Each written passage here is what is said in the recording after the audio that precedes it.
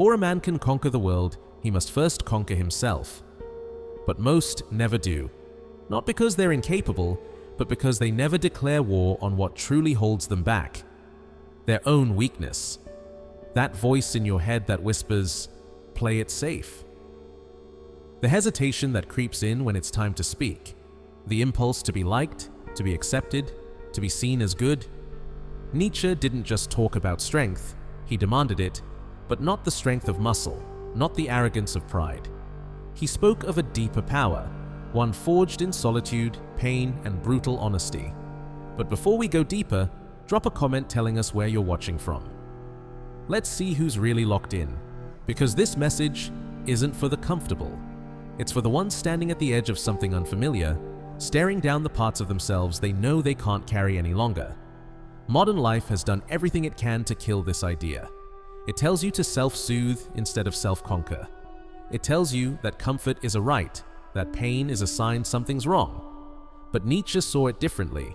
He saw pain as a signal that you've reached the threshold of growth.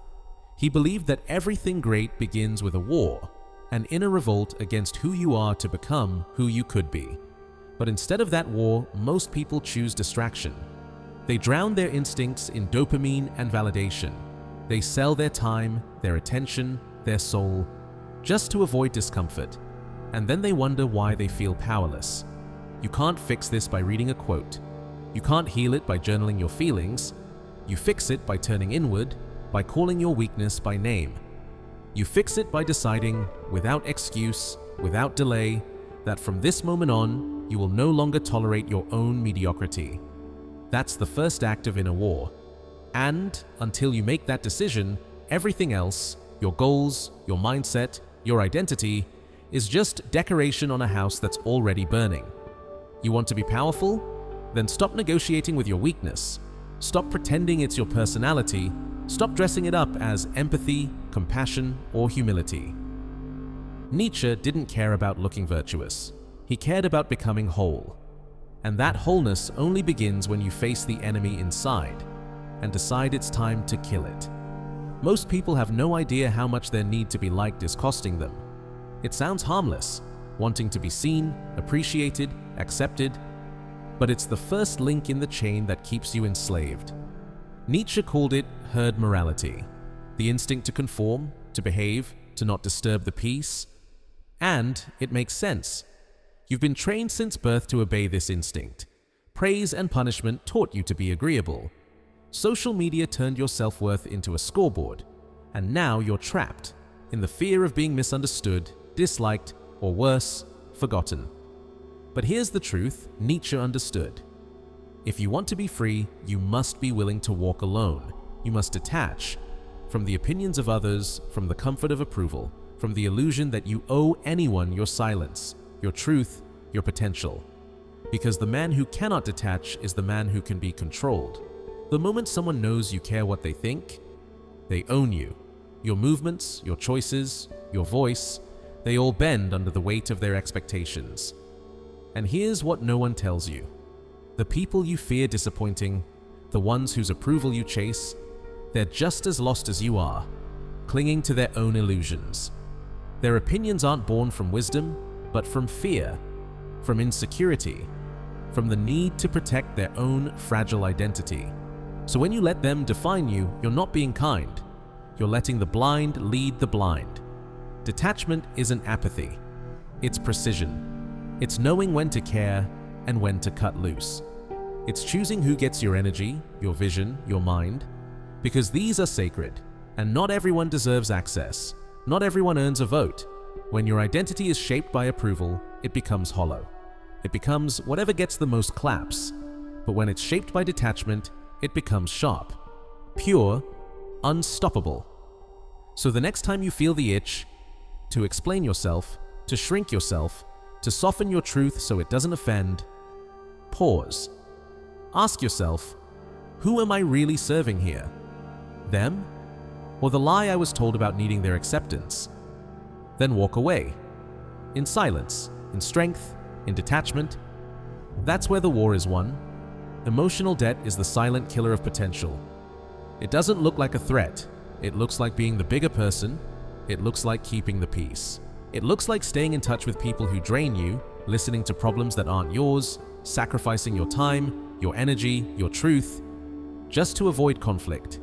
But behind that smile, behind every polite nod, every "it's fine, don't worry about it," you are racking up a bill, one that costs you your power. Nietzsche saw this long before we had a name for it. He warned us, morality, especially the kind rooted in guilt and obligation, is often just a tool for the weak to control the strong, not with force, but with shame. The moment someone knows you feel guilty for having boundaries, they've already won. Because now, your goodness becomes your cage. Think about it. How many times have you said yes when you wanted to say no? How often have you let things slide? Not because you were okay with it, but because you didn't want to be seen as rude, difficult, selfish? That's not kindness. That's fear dressed up as virtue. And the more you do it, the more you become indebted to everyone but yourself. You start owing people explanations, your time, your loyalty, your silence, even your forgiveness. And when you finally reach your limit, they call you cold, selfish, unrecognizable, because your identity was never truly yours. It was shaped by emotional manipulation, crafted over time, molded by what others needed from you, until you couldn't tell where their expectations ended and your truth began. Breaking free from this isn't easy, because the debt is psychological. You were taught your worth came from being useful, agreeable, low maintenance. So when you finally say no, when you detach, it feels like betrayal. But it's not. It's recovery. It's remembering who you were before you owed everyone something. Freedom begins with a clean slate, not just with others, but with yourself. You don't owe anyone your peace. You don't owe anyone your explanation. You don't owe anyone the old version of you. Cut the ties, clear the debt. Because the moment you stop carrying everyone else's burdens, you'll realize you were never weak. You were just weighed down by what was never yours to hold. There's a shift that happens when you stop explaining yourself. When you stop offering emotional discounts to people who never paid full price for your presence. That shift is called power. And it begins the moment you choose to become unreachable. Not in a cruel, arrogant way, but in a deliberate, disciplined way. Because what most people call connection is often just access. And when you cut that access, the mask falls. Nietzsche didn't believe in pleasing the herd, he believed in transcending it. He warned us, the masses don't fear monsters, they fear individuals who no longer need their approval. The moment you stop trying to be understood by those committed to misunderstanding you, you break a centuries-old contract. The unspoken agreement that says you must shrink yourself to fit the collective mood. Becoming unreachable doesn't mean disappearing. It means becoming immune. Immune to manipulation. Immune to guilt. Immune to the exhausting game of keeping everyone else comfortable at the cost of your own clarity. It means no longer being the emotional caretaker for people who never once asked how you were doing. It means ignoring the bait, the comment meant to provoke you, the silence meant to punish you, the drama designed to pull you back into an old role you've already outgrown. When you stop reacting, you stop being predictable. And when you're no longer predictable, you're no longer controllable. There's strength in mystery, in silence, in distance. Not because you're hiding, but because you've realized not everyone deserves to know who you are becoming. Not everyone deserves a front row seat to your revolution. Not everyone earns access to your energy, your time, your attention, just because they demand it. When you become unreachable, the right people find a way. The wrong ones expose themselves. And finally, you have room to breathe, to think, to grow, without surveillance. Because you are no longer in service to the emotional needs of people who never saw you as anything but a function. Let the calls go unanswered. Let the texts sit unread. Let the world wonder what you're doing. That's not isolation. That's liberation. That's Nietzsche's version of power. Not dominance, but detachment. Not noise, but sovereignty. People fear what they can no longer control. And nothing is more terrifying to someone who feeds off your emotional labor than the moment you decide you're done. Not loud, not messy, just done. When you no longer fight, explain, or justify. When you walk away without a backward glance, you don't just leave the relationship. you leave their entire illusion in ruins. Nietzsche understood. Strength isn't always expressed in battle. It's often revealed in refusal. Refusal to be baited, refusal to be drained, refusal to keep bleeding for someone who calls it love while they watch you wither. The will to power isn't about controlling others. It's about mastering yourself. And self-mastery means knowing when to close the door, lock it, and walk down a different path. They'll call you cold for walking away. They'll say you've changed. They'll say you owe them. One last conversation, one last explanation, one last chance. But here's the truth. They're not asking for closure. They're asking for access.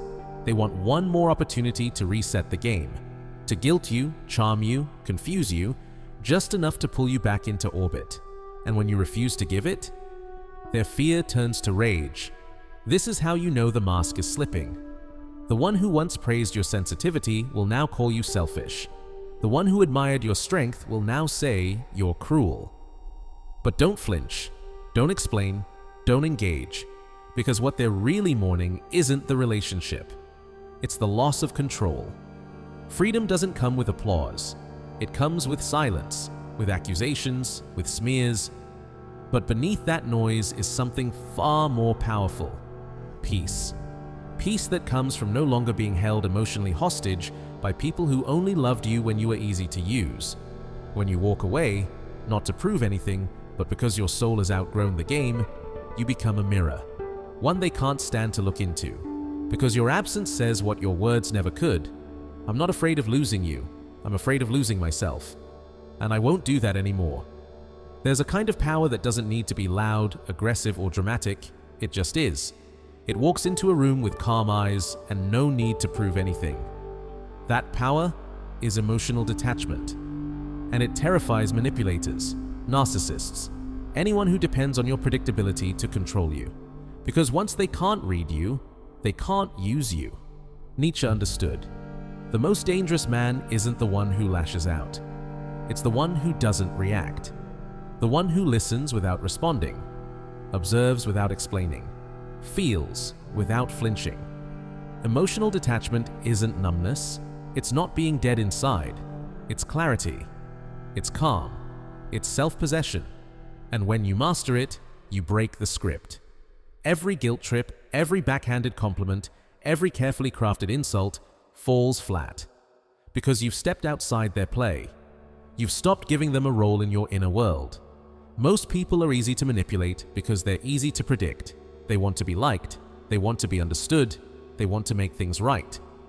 But when your peace becomes more valuable than being liked, something changes. You stop rising to provocation. You stop offering your story as a defense. You let them judge, misunderstand, spin their narratives, and you stay silent. And that silence, that refusal to perform, it drives them mad. Not because you're doing something to them, but because you've stopped doing anything at all. You've stopped reacting. And that means they no longer exist in the role they wrote for themselves. Without your energy, without your participation, their identity crumbles. The goal isn't to become cold, it's to become sovereign, so that your emotional state is no longer held hostage by anyone else's chaos. So when someone tries to bait you, you don't bite, you watch.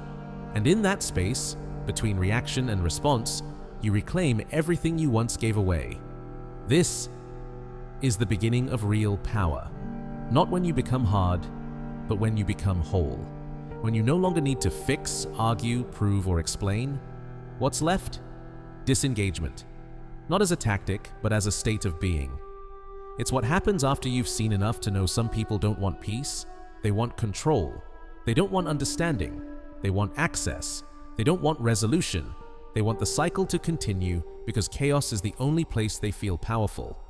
Once you see that, you stop arguing and start exiting. Nietzsche believed that the highest strength wasn't found in dominance, but in indifference to dominance. Walking away without a word, without a scene, without even the need to be understood, that's the final assertion of your autonomy. Because nothing confuses a manipulator more than silence. Nothing enrages someone trying to control you more than indifference. And nothing frees you faster than the refusal to perform. Most people stay too long in conversations that aren't conversations, in relationships that are just negotiations, in roles that are cages decorated with fake affection. But here's the truth. The more you engage with someone who feeds on your emotional investment, the more power you give them. You keep chasing closure, clarity, compassion from someone who never had it to give. And in that effort, you bleed energy, you erode your self-trust, you stay stuck in a story that was never yours. To begin with, disengagement isn't weakness, it's wisdom. It says, I see exactly what this is, and I don't need to stay in it to prove that I see it. It's the quiet reclaiming of power, done not through dramatic exits, but through unshakable silence. You don't slam the door, you simply stop opening it. You stop explaining yourself, you stop defending your boundaries, you stop making yourself available for dynamics that dishonor you, and suddenly, the game collapses. The manipulator, the narcissist, the emotional puppeteer. They're left standing on an empty stage, confused why the show won't go on. But you're gone. Not angry, not bitter, just gone. This is what emotional detachment makes possible. Not just strength, but freedom. Freedom to leave without residue. To walk away without dragging the wreckage behind you. To know in your bones that not everything that wants your attention deserves your presence. Once you've detached, once you've stopped performing and walked away from the stage that was never yours, you step into something rare. Self-possession. Not the performance of confidence, not arrogance, not superiority, but real, rooted, self-anchored presence. This is what Nietzsche saw when he spoke of the Übermensch, not a tyrant, but a human who creates value from within. Someone who no longer needs validation, applause, or followers to feel real. That's where your power consolidates, no longer leaking into broken systems, desperate dynamics, or approval-seeking loops. Your strength starts returning to you. You're not drained by conversations that go nowhere, because you don't enter them. You're not rattled by projections, because you no longer need to be seen a certain way. You're not hooked by guilt, because you've made peace with your choices. And that peace, it's magnetic. It's the reason the same people who tried to break you will eventually try to get close again. Not out of love, but out of curiosity. They want to know, how did you do it? How did you stop needing them? How did you walk away without turning bitter? But you're not here to explain anymore. You're not here to fix, save, or even inspire. You're here to live. That's the difference. The old version of you wanted to be understood. The new version is okay being misunderstood because it no longer defines your worth. The old you was controlled by fear. Fear of being alone, fear of being disliked, fear of disappointing people who were never invested in your growth. But this version of you, it lives beyond fear. It's not afraid of silence, of distance, of disapproval, because it's built on something deeper than acceptance. It's built on truth. And when you build your life from truth, you become untouchable. Not because no one can harm you, but because nothing outside you can unmake you. That is the rise of the self. That is the end of the performance. That is your real beginning. When you finally detach from illusions, from the need for approval, from the craving for validation, from the fear of rejection, you see it. Freedom isn't given, it's taken, it's reclaimed, and the price is always the same. Your willingness to stop asking for permission to exist on your own terms. This kind of freedom doesn't fit in conversations meant to keep you small. It doesn't explain itself to people who never saw you clearly to begin with. It doesn't wait for consensus, for applause, or for understanding. It moves in silence, walks with conviction, and speaks only when there's something real to say. Most people won't understand that. That's the point, because their sense of safety still comes from fitting in, from being liked, from obedience to a world that thrives on their compliance. But your detachment? It disrupts that. It forces a confrontation they're not ready for. The idea that someone can walk away, not in anger, not in fear, but in clarity. Nietzsche knew. To become truly free, you must be willing to face the discomfort of solitude. Because the moment you no longer rely on the group to define you, you exit the herd. And with that exit comes a responsibility to create meaning, to build structure, to carry your own truth without leaning on theirs. It's terrifying at first, but it's the only path worth walking. This isn't rebellion for rebellion's sake. It's not about being contrarian or difficult. It's about living with integrity, even when no one claps for it. It's about doing what's right for your soul, even if it disappoints every expectation ever placed upon you. It's about letting the mask fall, letting the roles die, and letting your real self emerge. Not polished, not perfect, but true. This kind of freedom doesn't look like fireworks. It looks like saying no without guilt, walking away without rage, waking up and not needing the world to reflect your worth back to you. You're not here to be understood by everyone. You're here to be free, and that begins the moment you stop waiting for permission to be yourself. There comes a moment when you stop trying to fix the world around you and start building the world within you. Not because you've given up, but because you finally understand the truth. The more energy you spend trying to be enough for others, the further you drift from yourself. Emotional detachment is not apathy, it's precision. It's choosing not to bleed for people who'd watch you die. It's refusing to argue with those committed to misunderstanding you. It's walking away, not because you're weak, but because you've outgrown the need to prove your strength. This is the shift Nietzsche spoke of. Not in theory, but in practice. The transformation from being a reaction to becoming a force, from echoing the noise of others to becoming your own voice. Loud or quiet, but unmistakably yours. You begin to live with a different rhythm, one not dictated by shame, guilt, or the fear of being alone. A rhythm that moves with intention, not impulse. And yes, people will accuse you of being distant, cold, arrogant. Let them. They don't see the storm you survived to earn this stillness. They don't understand what it took to stand here, unshaken. Your silence will offend them, your peace will disturb them, and your refusal to explain will drive them mad. But that's how you know you're doing it right. The ones who were never meant to meet your truth will try to reduce it to rebellion. But the ones who've walked through their own fire, they'll recognize it for what it really is. Liberation. A kind of internal sovereignty no one can take. A fire that burns quietly, but can never be extinguished. Because emotional detachment isn't the end. It's the beginning. It's not about closing off. It's about choosing where your energy goes and who gets to stand close enough to feel your warmth. It's about building a life that reflects who you are, not one that pleases those who never truly saw you.